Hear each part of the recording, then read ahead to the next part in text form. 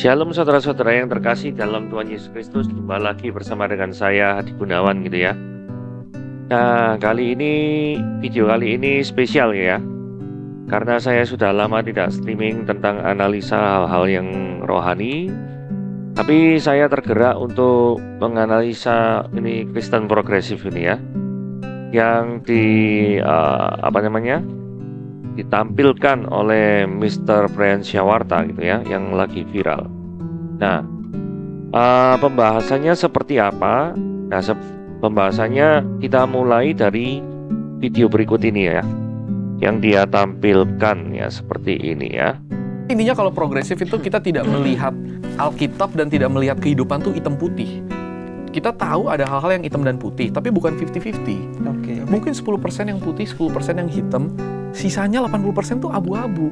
Dan bagaimana kita menavigasikan hidup ini, prinsipnya satu, kasih Kristus. Bahkan gue pribadi percaya bahwa itu bukan ranah kita untuk bilang orang masuk neraka atau masuk surga.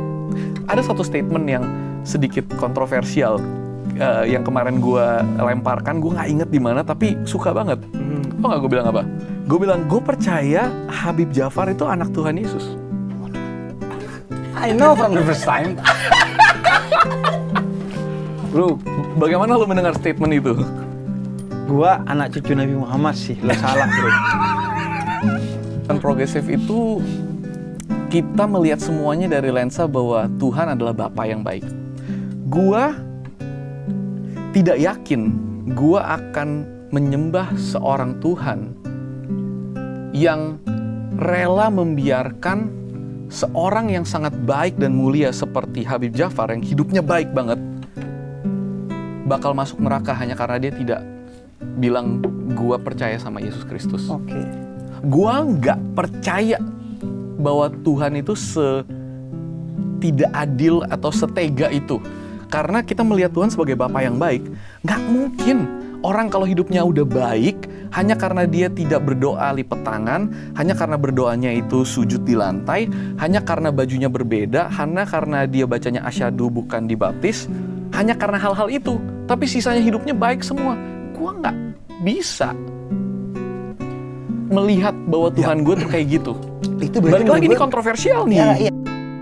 Nah, saudara sudah bisa melihat ya. Jadi Brian Syawarta ini dari pandangannya kita bisa melihat bahwa dia itu percaya keselamatan itu melalui perbuatan baik. Nah, saudara, saya buat PowerPoint ini ya. Saya buat analisa nih.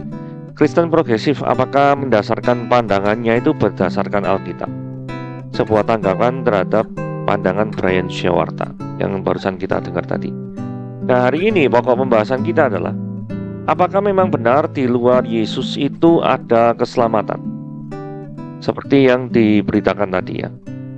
Apakah dasar dari kitab suci yang mengatakan bahwa Yesus itu satu-satunya jalan? Kalau memang benar bahwa di luar Yesus tidak ada keselamatan. Terus mungkin orang-orang bertanya, kenapa sih kok perbuatan baik itu tidak cukup bagi seseorang untuk mendapatkan keselamatan? Kenapa? Kenapa baik saja itu tidak cukup? Alasannya apa? Gitu. Orang pasti akan bertanya-tanya. Poin ketiga ini. Terus kemudian poin yang keempat, bagaimana dengan keselamatan orang-orang yang tidak pernah mendengarkan Injil? Apakah setiap orang di dunia ini pasti mendengarkan Injil? Kalau memang benar bahwa di dalam Injil itu adalah satu-satunya juru selamat, kalau orang yang tidak pernah dengar Injil, bagaimana dengan nasib mereka? Nah, hal yang kedua adalah konsep anugerah di dalam kekristenan. Sebenarnya seperti apa sih konsep anugerah dan keadilan di dalam kekristenan itu? Oke, kita bahas satu persatu ya. Apakah di luar Yesus ada keselamatan? Nah, ini kita langsung saja. Saya bagikan ada 3 ayat penting yang mendasarkan pandangan bahwa di luar Yesus itu tidak ada keselamatan. Saudara, ayat yang paling terkenal yaitu di dalam Yohanes 14 ayat 6 dikatakan begini ya. Kata Yesus kepadanya, "Akulah jalan dan kebenaran dan hidup. Tiada seorang pun yang datang kepada Bapa kalau tidak melalui aku." Jadi hanya melalui Yesus. Tidak ada seorang pun datang kepada Bapa kalau tidak melalui Yesus. Berarti Yesus satu-satunya jalan. Oke. Ayat yang kedua itu bicara demikian. Dan keselamatan tidak ada di dalam siapapun juga, selain di dalam Dia. Sebab di bawah kolong langit ini tidak ada nama lain yang diberikan kepada manusia yang olehnya kita dapat diselamatkan. Di dalam Kisah Para Rasul 4 ayat 12. Jadi tidak hanya berlaku di Israel saja ya. Ini keselamatan di bawah kolong langit. Bawah kolong langit itu dalam semua negara berlaku universal. Berlaku universal. Bahwa di seluruh dunia ini tidak ada nama lain yang diberikan kepada manusia yang olehnya kita diselamatkan kecuali nama Yesus. Ini ayat kedua.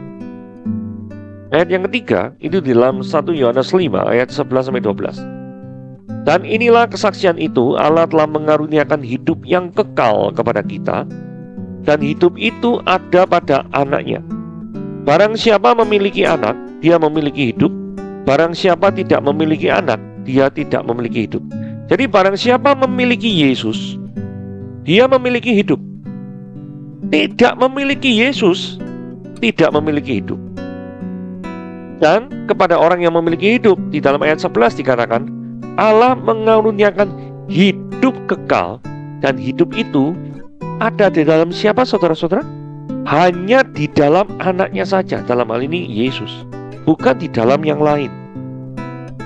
Jadi jelas ya, dari 3 ayat di dalam Alkitab ini, Yohanes 14 ayat 6, Kisah Para Rasul 4 ayat 12, dan 1 Yohanes 5 ayat 11 dan 12, ini semuanya mengajarkan bahwa hanya di dalam Yesus itu ada keselamatan. Begitu ya. Oke, sekarang kita lanjut. Poin yang kedua. Perbuatan baik itu kenapa sih kok tidak cukup untuk keselamatan? Nah, untuk menjelaskan ini saya pakai ilustrasi aja ya, supaya lebih gampang. Nah, saudara, suatu saat misalkan kita pengen membuat kue brownies gitu ya, atau kue apapun ya, yang ingredientnya atau resepnya itu membutuhkan 10 telur. Nah, ini ada 10 telur ini ya, 10 telur ini ya. Nah, seandainya saudara lihat ya, ada 1 telur yang ini ya, 1 telur yang ini busuk ini saudara, yang sebelah ini. Nah, kalau ada 1 telur yang busuk ini, tapi 9-nya itu oke, saudara mau makan apa enggak? Nggak usah busuk lah, beracun. Kira-kira saudara mau makan apa enggak? Pasti tidak mau kan? Jadi ini membuktikan bahwa seringkali pandangan orang mengatakan gini, loh, saya memang manusia tidak sempurna, saya melakukan perbuatan baik, tapi namanya manusia ada salahnya dong, betul kan? Wajar dong, sebagai manusia itu berbuat salah itu wajar. Memang semua orang pasti mengakui, tidak ada orang yang cukup waras yang mengatakan bahwa manusia itu adalah manusia yang sempurna, yang tidak ada salahnya, ya, kecuali Yesus ya.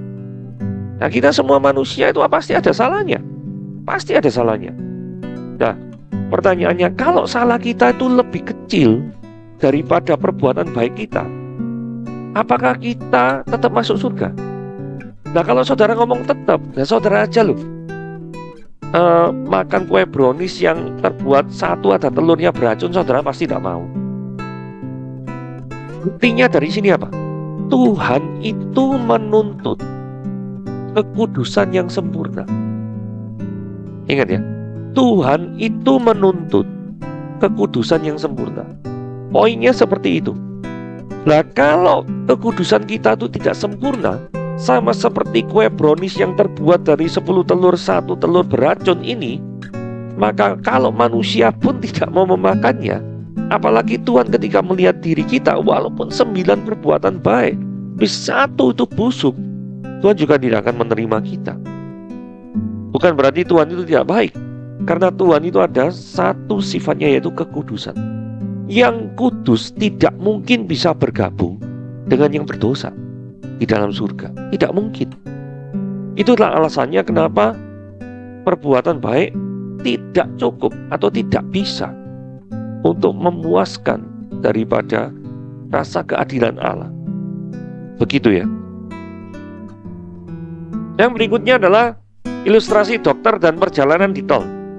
Ya, kita ada dokter bedah ya. Nah, ini ya, ada dokter bedah nih. Dokternya luar biasa nih ya. Luar biasa, ganteng, pinter gitu ya, dokter bedah. Dia itu pokoknya selalu kalau mengoperasi orang itu selalu berhasil, tidak pernah gagal. Wah, luar biasa, rekor 100 kali ngoperasi, 100 kali berhasil, tidak pernah gagal. Orang itu kamsya terhadap perbuatannya dia. Nah, permasalahannya suatu saat dia itu ngoperasi pulangnya agak malam, mungkin lebih tepatnya mungkin dini hari, gitu ya. Nah, yang terjadi apa? Nah, ini ada kecelakaan di jalan tol. Dia terlibat dalam kecelakaan yang mengakibatkan dia itu harus merenggut nyawa orang. Nah, kemudian dokter ini harus mempertanggungjawabkan akibat kelalaiannya, bukan? Di hadapan hakim. Pertanyaannya begini, dapatkah dokter ini berkata bahwa saya ini sudah 100 orang menyembuhkan operasi tidak pernah gagal? Mungkin kita buat kisahnya lebih dramatis ya. Termasuk juga anaknya Pak Hakim. Itu saya operasi dan itu sembuh, iya kan? Nah, apakah Pak Hakim tidak merasa utang budi sama saya? Apakah Pak Hakim tetap tega untuk menghukum saya atas kelalaian saya yang mengakibatkan satu nyawa saja loh ini meninggal. Yang lain 100 itu saya selamatkan semua. Pertanyaannya, apakah di pengadilan kita boleh bebas hanya karena kita melakukan lebih banyak kebaikan daripada cuma melakukan satu kesalahan, dalam hal ini menyebabkan orang kehilangan nyawa? Pertanyaan seperti itu. Di pengadilan manapun tidak bisa, bukan? Satu dosa ini sudah cukup bagi seorang hakim untuk menjatuhkan hukuman kepada sang dokter ini. Sekalipun dokter ini pernah menyembuhkan, pernah punya hubungan emosional dengan sang hakim, tidak ada urusan dengan hal itu. Sekarang pertanyaannya, kalau misalkan dokter ini diloloskan daripada hukuman, bagaimana dengan keluarga orang yang mengalami kecelakaan? Bagaimana dengan keadilan yang harus diterima oleh orang yang keluarga yang ditinggalkan? Bukankah orang yang meninggal itu dalam kecelakaan akibat kelalaian sang dokter itu juga memiliki tanggung jawab terhadap keluarga yang ditinggalkan?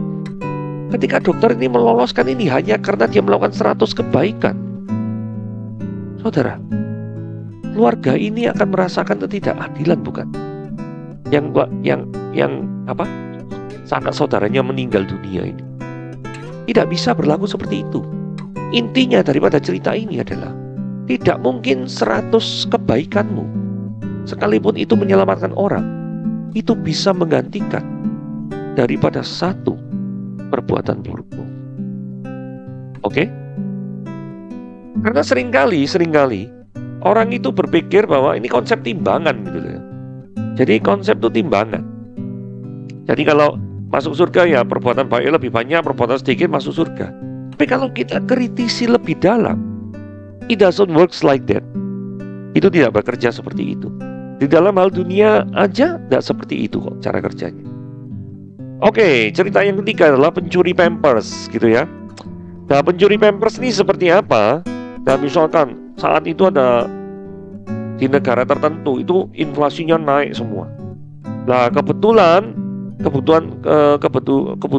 keluarga juga meningkat.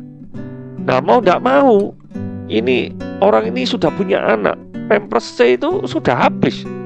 Maka suatu saat karena inflasi yang sangat tinggi, ini ada inflasi yang sangat tinggi ya, dia itu terpaksa mencuri Pampers. Dan mencuri Pampers dan akhirnya dia itu ketangkep. Nah, ketika ketangkep, dia itu ternyata dipenjara sesama dengan pencuri Pampers lainnya. Ya ada si nyuri Pampers, nyuri susu, nyuri apa. Pokoknya karena harga barang-barang naik, tidak bisa untuk membeli, maka mereka melakukan pencurian seperti itu.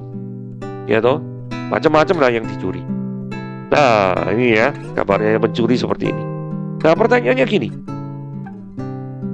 Ketika seseorang itu mencuri, sekumpulan pencuri, dapatkah sesama pencuri itu bisa saling membebaskan diri? Maksudnya kan sama-sama di penjara. Dapatkah sesama pencuri itu ngomong gini, kamu keluar aja, nanti aku sih menggantikan hukumanmu. Bisakah seperti itu? Tidak bisa kan? Yang bisa dilakukan adalah ada seorang di luar sana yang tidak berdosa, tidak mencuri, tidak membunuh, tidak berzina, tidak melakukan dosa apapun juga.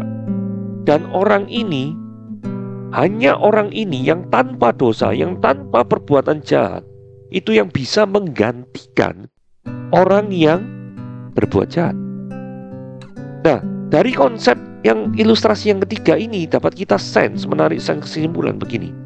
Berarti orang yang berdosa, orang yang melakukan kejahatan, sama seperti manusia yang melakukan kejahatan, itu tidak mungkin untuk membebaskan dirinya sendiri tanpa bantuan atau pertolongan dari pihak luar yang tanpa dosa.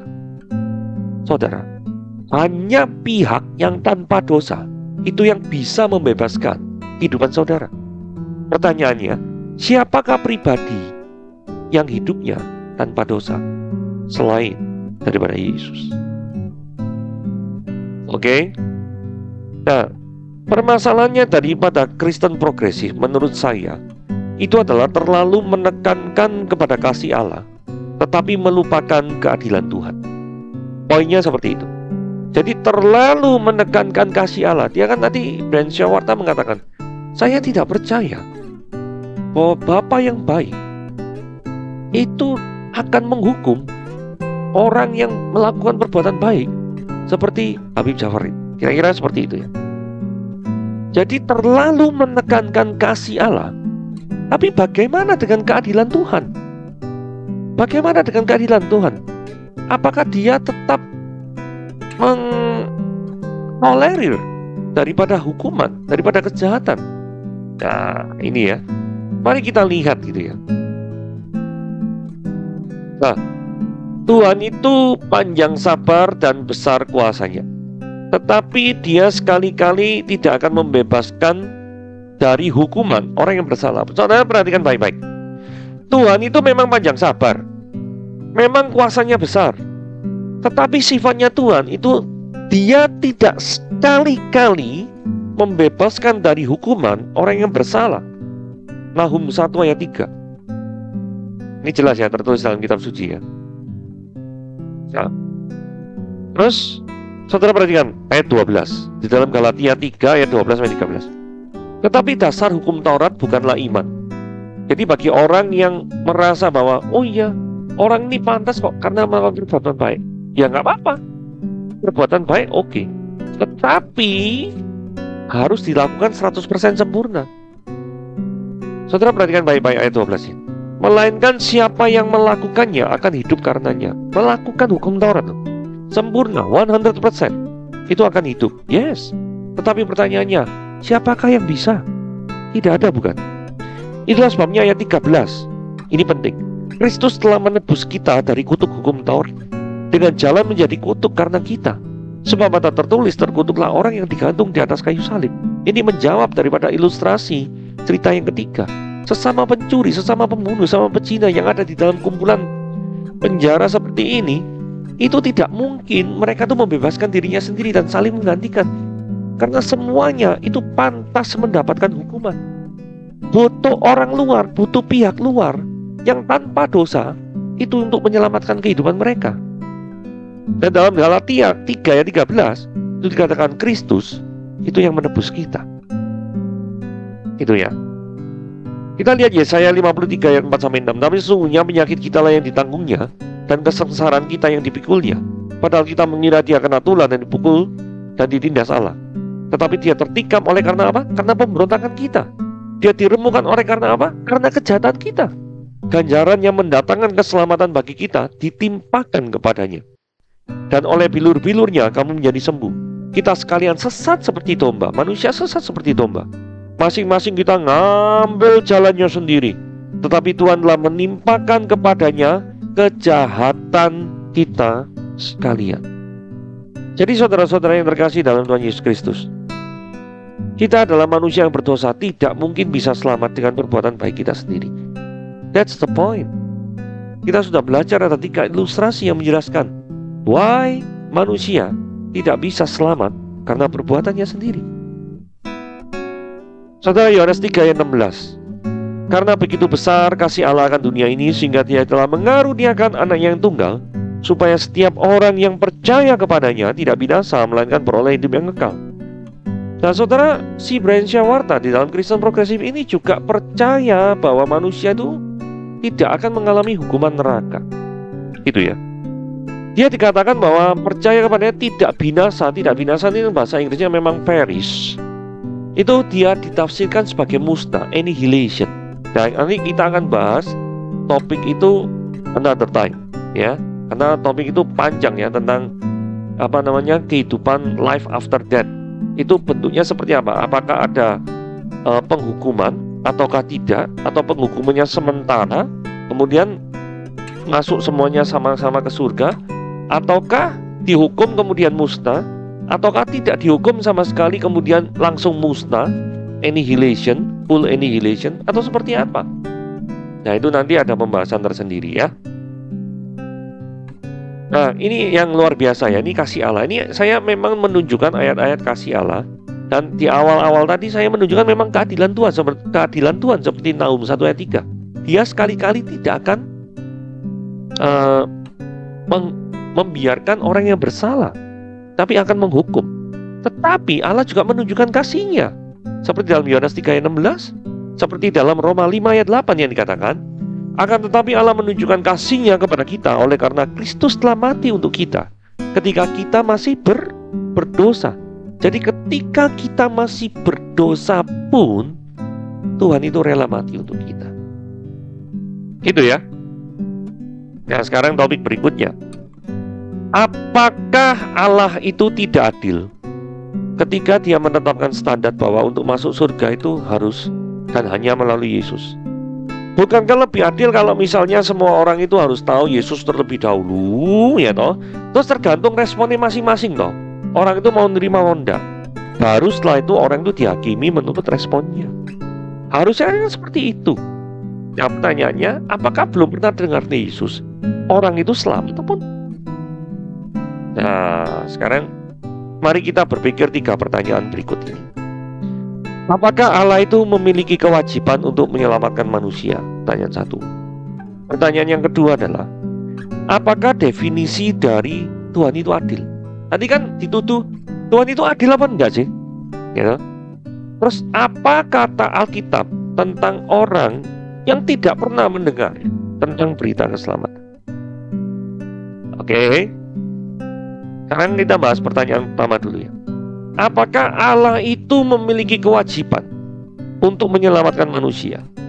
Saudara, mari kita berpikir baik-baik. Jikalau Allah itu memiliki kewajiban, berarti kan ada sesuatu yang mengharuskan Allah untuk melakukan sesuatu. Nah, berarti sesuatu itu pasti kan lebih besar daripada Allah. Nah, ini tidak mungkin. Karena definisi Tuhan itu adalah Allah itu adalah pribadi, the supreme being, yang omnipotent, maha kuasa, yang omniscience, maha tahu, dan omnipresent, maha ada. Jadi tidak mungkin di luar diri Allah itu ada pribadi yang lebih besar daripadanya, yang mewajibkan Dia untuk kamu harus selamatkan manusia. Tidak ada. Jadi Allah itu adalah pribadi atau keberadaan yang independen, bukan dependen seperti manusia. Manusia itu keberadaannya itu dependen, bergantung. Contoh, misalkan kita hidup di dunia ini, tanpa Tuhan kasih udara, kita tidak bisa menghirup dan kita pasti mati. Nah ya, pasti akan mati, tidak mungkin enggak. Nah, jadi makhluk manusia itu dependen. Bahkan dalam hubungan sosial pun manusia itu dependen. Manusia diciptakan sesuai dengan makhluk sosial kan, bukan makhluk individual. Butuh orang lain untuk hidup, gitu loh. Nah, Anda sekarang makan beras sapat kan Anda tidak menanam padi sendiri kan, ada orang lain yang nanam, betul ya? Anda ada pereng, ada apa itu kan ada pabrik yang membuatnya, bukan Anda sendiri. Berarti Anda butuh orang lain. Jadi Anda tidak bisa berhidup sendiri. Artinya apa? Intinya adalah manusia itu adalah makhluk dependent, makhluk yang bergantung. Nah, Tuhan itu independen, Dia tidak bergantung apapun. Jadi artinya kalau Tuhan itu independen, tidak bergantung, Jadi artinya tidak ada satu kewajiban apapun yang mewajibkan Tuhan itu untuk menyelamatkan manusia. Jadi artinya kalau misalnya akhirnya Tuhan itu menyelamatkan manusia, itu adalah yang disebut dengan apa, saudara-saudara? Anugerah. Ya. Nah, apa definisi keadilan Tuhan? Pertanyaan kedua. Di dalam Roma 2 ayat 6 sampai 8 dikatakan gini ya. Dia akan membalas setiap orang menurut perbuatannya, yaitu hidup kekal kepada mereka yang pun berbuat baik, mencari kemuliaan, kehormatan, dan ketidakbinasaan. Ini hidup kekal kepada orang-orang yang seperti ini. Ayat 8, tetapi murka dan geram kepada mereka yang mencari kepentingan diri sendiri, yang tidak kepada kebenaran, melainkan taat kepada kelaliman. Jadi murka dan geram. Pertanyaannya, siapakah yang bisa melakukan di ayat 7? Hidup mereka dengan berbuat baik terus menerus. Tidak ada. Itulah sebabnya di dalam Roma 3 ayat 10 dikatakan ini. Seperti ada tertulis, tidak ada yang benar, tidak ada seorang pun tidak. Tidak ada seorang pun yang berakal budi, tidak ada seorang pun yang mencari Allah. Semua orang itu nyeleweng, mereka semuanya tidak berguna, dan tidak ada yang berbuat baik, satu orang pun tidak. Berarti di dalam Roma 3 ayat 10 itu kalau kita bandingkan dengan Roma 2 ayat 6 sampai 8, itu semua manusia itu melakukan yang ke-8. Ada yang melakukan pun berbuat baik, tidak ada dengan kekuatannya sendiri. Tidak ada, saudara-saudara sekalian. Kemudian mari kita lihat Roma 6 ayat 23 dikatakan demikian. Sebab upah dosa ialah maut, tetapi karunia Allah, ya tadi ya, Allah itu kan tidak memiliki kewajiban. Tapi kalau pun memang saat ini dia menurunkan Yesus Kristus untuk menyelamatkan manusia, itu adalah anugerah. Tidak mempunyai kewajiban tapi melakukan, dan kita mendapatkan faedahnya. Itu anugerah. Itu anugerah. Karena itu di dalam ayat Roma 6 ayat 23 dikatakan karunia Allah ialah hidup kekal. Jadi kalaupun orang Kristen itu bisa percaya kepada Kristus, bisa mendapatkan hidup kekal di dalam Kristen, itu adalah anugerah. Oke? Nah, mari kita lihat definisi keadilan Tuhan. Jadi ceritanya ada ilustrasi lagi nih.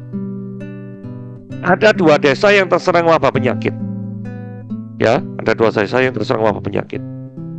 Terus ada seorang dokter yang ke sana. Kemudian dia itu ke desa A dan dia menyembuhkan. Jadi desa A terselamatkan. Sedangkan yang desa B ini ternyata mati. Semuanya mati gitu ya, kena wabah. Pertanyaannya gini, dapatkah kita mengatakan dokter ini itu bersalah karena tidak berhasil menyelamatkan yang desa B?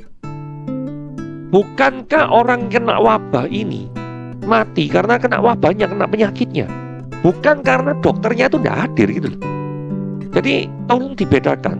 Ketika manusia binasa itu karena dosanya, bukan karena Tuhan itu tidak memberikan anugerahnya. Bukan. Karena memang manusia itu berdosa, menanggung segala kesalahannya, dan karena itu dia binasa. Prinsipnya seperti itu. Jadi jangan dibalik, oh Tuhan itu tidak adil karena hanya menyelamatkan yang percaya Yesus, yang tidak percaya Yesus tidak diselamatkan. Cara berpikirnya salah. Kenapa kok orang berdosa? Karena dia sendirinya dalam natur kemanusiaannya, dia itu memang ada kecenderungan untuk berbuat dosa. Prinsipnya seperti itu. Jadi seperti kembali ke ilustrasi ini. Jadi wabah penyakit ini yang desa B itu mati semua, bukan, sekali lagi, karena dokter itu tidak ke sana. Karena memang ada penyakit, dokter itu tidak bisa disalahkan. Tidak bisa disalahkan karena apa, dianggap bertanggung jawab terhadap desa B. Tidak bisa. Gitu ya. Oke. Sekarang pertanyaannya gini. Belum pernah dengar Yesus selamat? Saudara, perhatikan Roma 2 ayat 12. Sebab semua orang yang berdosa tanpa hukum Taurat tidak mengenal kekristenan Yahudi tanpa mengenal hukum Taurat ya, akan binasa tanpa hukum Taurat. Seperti ini. Karena gini, sebab Roma 10 ayat 13 sampai 14. Sebab barang siapa yang berseru pada nama Tuhan diselamatkan. Nah, tapi bagaimana mereka dapat berseru kepadanya jika mereka tidak percaya kepada Dia? Jadi orang tidak bisa berseru karena memang tidak percaya. Bagaimana mereka dapat percaya jika mereka tidak mendengar tentang Dia? Bagaimana mereka dapat mendengar tentang Dia jika tidak ada yang memberitakan? Jadi ayat ini saya tampilkan untuk mendorong kita semua untuk menjadi saluran berkat bagi orang lain. Ada banyak di sekitar kita orang-orang yang belum percaya kepada Yesus Kristus sebagai Tuhan dan Juru Selamat. Adalah tugas bagi kita untuk menyebarkan kabar baik ini. Karena jikalau mereka hidup tanpa Yesus, maka mereka akan binasa selama-lamanya. Oke. Jadi teks ini membentuk suatu rantai ya. Jadi orang yang berseru pada nama Tuhan akan diselamatkan. Nggak bisa berseru pada nama Tuhan kalau nggak bisa percaya pada Yesus. Tidak ada percaya kalau tidak ada yang mendengar. Tidak ada yang bisa mendengar kalau tidak ada memberitakan seperti tadi. Jadi seperti inilah peran kita di dalam dunia penginjilan. Nah, ada ayat lagi dalam Roma 2 ayat 14 ayat 15. Apabila bangsa-bangsa lain yang tidak memiliki hukum Taurat tadi oleh dorongan diri sendiri melakukan apa yang dituntut hukum Taurat, maka walaupun mereka tidak memiliki hukum Taurat, tetapi karena mereka memiliki dorongan-dorongan tertentu untuk melakukan hukum Taurat, maka mereka akan menjadi hukum Taurat bagi diri mereka sendiri. Ayat 15. Sebab dengan itu mereka menunjukkan bahwa isi hukum Taurat ada tertulis dalam hati mereka, dan suara hati itu turut bersaksi, dan pikiran mereka saling menuduh dan saling membela. Jadi saudara, tidak mungkin ya orang itu tidak mengetahui tentang keberadaan Allah, sekalipun orang itu tidak tahu tentang Injil, tidak tahu tentang belajar khusus tentang ketuhanan. Karena Tuhan itu memberikan anugerah umum. Nah, anugerah umum itu apa? Satu, alam semesta. Mazmur 19 ayat 1 sampai 3 dikatakan ini. Langit menceritakan kemuliaan Allah, cakrawala menceritakan pekerjaan tangannya. Hari meneruskan berita itu kepada hari, jadi berkesinambungan terus menerus, dan malam menyampaikan pengetahuan itu pada malam. Jadi terus menerus orang itu akan tahu.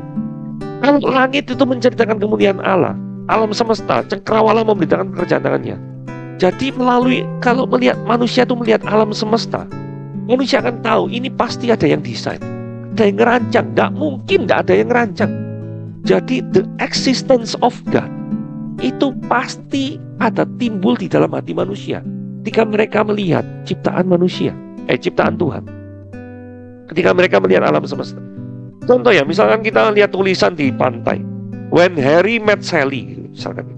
Kita kan percaya, oh, When Harry Met Sally, itu pasti ada orang yang nulis kan.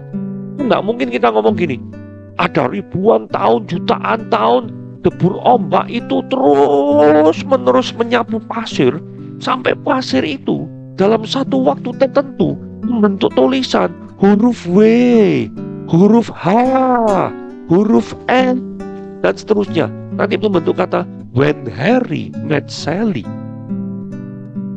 Lebih masuk akal mana cara berpikir seperti itu daripada ada orang yang nulis, memang yang pinter, yang bisa baca tulis huruf B, huruf H, huruf E, huruf N, When Harry Met Sally. Lebih masuk akal mana? Lebih masuk akal ilustrasi kedua kan. Jadi kalau misalkan dunia ini teratur, ada keteraturan kan, When Harry Met Sally itu kan ada keteraturan huruf. Sesuatu yang teratur itu pasti ada intelligent being. Jadi pasti ada makhluk, ada intelligent being yang mengaturnya. Nah, alam semesta ini kan tidak teratur atau teratur? Jawabannya pasti teratur toh. Kalau gak teratur, matahari itu gak terbit dari timur terus. Kadang-kadang dari utara, selatan, barat, siswa dari timur. Saya enaknya sendiri gitu.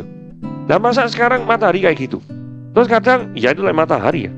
Kadang misalnya warna daun, kadang besok warnanya hijau, sekarang biru, besok ungu, terus besok bisa kuning. Loh, alam semesta kayak gitu orang bingung semua ya. Gitu ya. Terus kalau misalkan Anda hidup ini sekarang di daratan, besok tidur, loh, kok segini laut loh, pusing. Terus besok lagi tidur, loh, kok segini pesawat, orang bingung pasti. Alam semesta yang kita hidup itu kan tidak seperti itu toh. Alam semesta yang kita hidup itu kan teratur. Berarti kalau alam semesta ini teratur, pasti there must be intelligent supreme being yang mengaturnya. Oke? Anugerah umum manusia, Matius 5 ayat 45. Karena dengan demikian kamu akan menjadi anak-anak Bapamu yang surga. Dan ini ya, Bapa itu apa? Menerbitkan matahari bagi orang yang jahat dan orang yang baik, menurunkan hujan bagi orang yang benar dan yang benar. Jadi ada anugerah umum. Jadi baik orang itu percaya atau tidak percaya Tuhan, Tuhan tetap memberi kebaikan, yaitu matahari dan hujan. Jadi ada anugerah-anugerah umum yang membuat kita itu akan tahu tentang keberadaan Tuhan.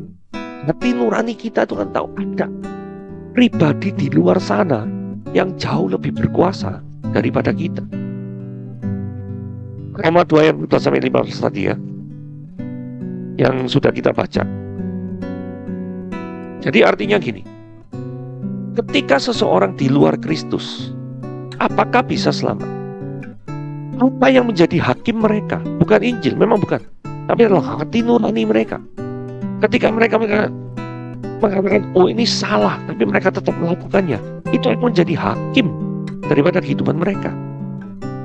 Karena tahu daripada hukum Taurat pun, Allah sudah memberikan anugerah umum kok kepada kita. Gitu ya. Yang anugerah umum itu cukup bagi semua manusia di dunia ini untuk mengetahui keberadaan Allah. Nah pertanyaannya, kalau sekarang ada orang ateis, agnostik, atau orang yang skeptis, 3 orang model golongan itu ya, yaitu orang-orang yang memang menolak atau menindas kebenaran yang Tuhan taruh di dalam hati nurani mereka. Dan mereka harus bertanggung jawab terhadap hal-hal seperti itu. Jadi dari sini kita bisa menjawab pertanyaan, apakah orang yang di luar Kristus ada keselamatan? Jawabannya tidak. Apakah hanya perbuatan baik itu cukup? Perbuatan baik itu tidak cukup. Karena manusia diselamatkan bukan karena perbuatan baik, karena iman. Jadi jalan keluar daripada keselamatan itu hanya beriman kepada Kristus. Jadi itu tanggapan saya terhadap Kristen progresif atau pandangan daripada Brian Shawarta yang mengatakan atau lebih menekankan tentang kebaikan Tuhan atau keselamatan melalui perbuatan baik daripada ajaran-ajaran tradisional kekristenan yang mengatakan bahwa only in Jesus there is a salvation. Oke, sekian dulu ya dari saya. Itu adalah tanggapan saya terhadap video Brian Shawarta. Mungkin nanti kapan-kapan nanti akan ada video tanggapan lagi yang membahas mungkin tentang annihilation, tentang penghubungan kekal. Apakah manusia itu musnah atau mengalami penderitaan terus-menerus? Atau pertanyaan-pertanyaan, apakah Allah itu adil? Bahwa manusia itu kan cuma sementara di dunia ini. Berarti berbuat dosanya kan sementara, tetapi penghukumannya kok selama-lamanya. Loh ini kan tidak adil. Nah, jadi kita percaya bahwa Tuhan sing tidak adil dah. Nah, ini hal-hal yang mungkin perlu kita bahas lah, gitu ya. Oke, itu saja dari saya. Tuhan Yesus memberkati.